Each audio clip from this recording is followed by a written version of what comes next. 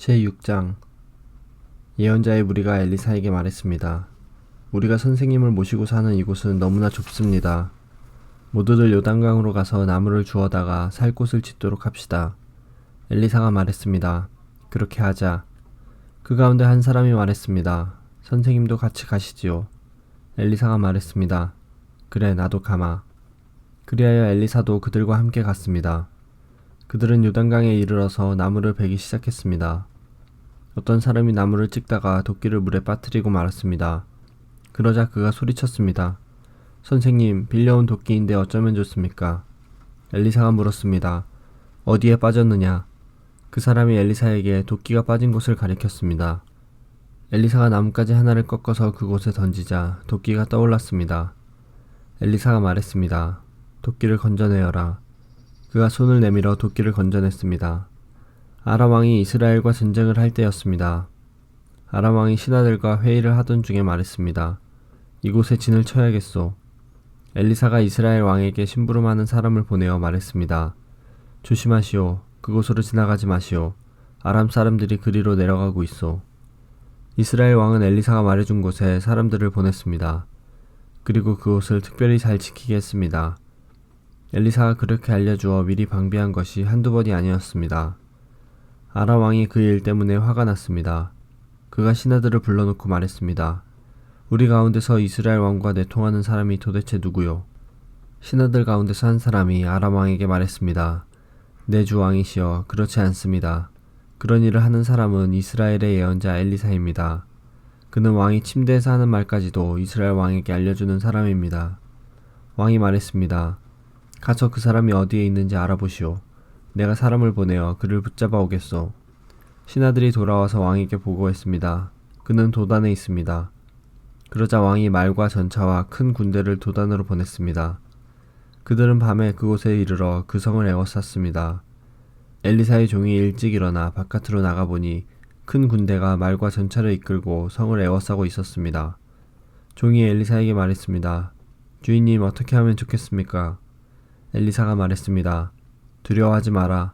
우리를 위해 싸우는 군대는 저 군대보다 더 강하다. 그리고 나서 엘리사가 기도드렸습니다. 여호와여, 내 종의 눈을 열어주셔서 볼 수 있게 해주십시오. 여호와께서 종의 눈을 열어주시니 온 산에 불말과 불전차가 가득하여 엘리사를 에워싸고 있는 모습이 보였습니다.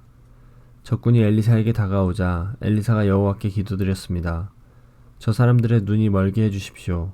그러자 엘리사의 기도대로 여호와께서 아람 군대의 눈을 멀게 하셨습니다. 엘리사가 그들에게 말했습니다. 이 길은 다른 길이요. 이 성도 다른 성이니 나를 따라오시오.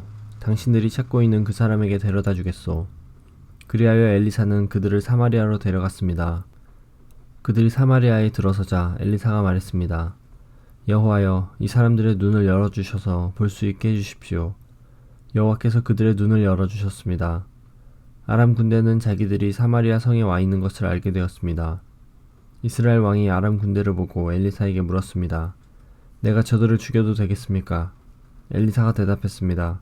죽이지 마십시오. 저 사람들은 왕의 칼과 활로 사로잡은 것이 아니지 않습니까? 그들에게 먹을 것과 물을 주어서 먹고 마시게 한 다음 그들의 주인에게 돌려보내십시오.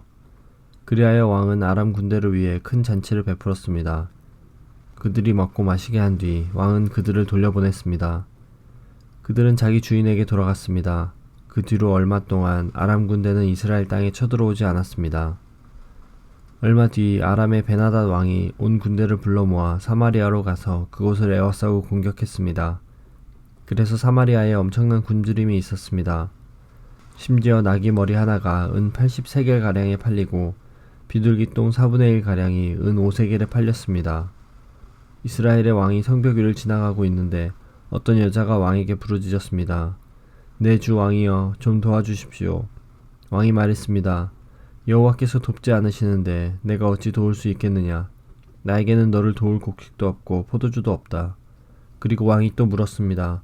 그런데 무슨 일로 그러느냐. 여자가 대답했습니다. 이 여자가 나에게 당신 아들을 내놓아라. 오늘은 당신 아들을 잡아먹고 내일은 내 아들을 잡아먹자라고 말했습니다. 그래서 내 아들을 삶아서 먹었습니다. 다음날 내가 여자에게 당신 아들을 내놓아라. 그 아이를 같이 잡아먹자 하고 말했더니 이 여자가 아이를 감춰버렸습니다. 왕은 여자의 말을 듣고 너무나 기가 막혀 자기 옷을 찢었습니다. 왕이 성벽을 따라 걷고 있었기 때문에 왕이 겉옷 안에 베옷을 입고 있는 것을 백성이 볼 수 있었습니다. 왕이 말했습니다. 오늘 사밧의 아들 엘리사의 머리를 반드시 베어내고 말겠다. 만약 그렇게 하지 못하면 하나님께서 나에게 무서운 벌을 내리실 것이다. 왕이 엘리사에게 명령을 받고 심부름하는 사람을 보냈습니다.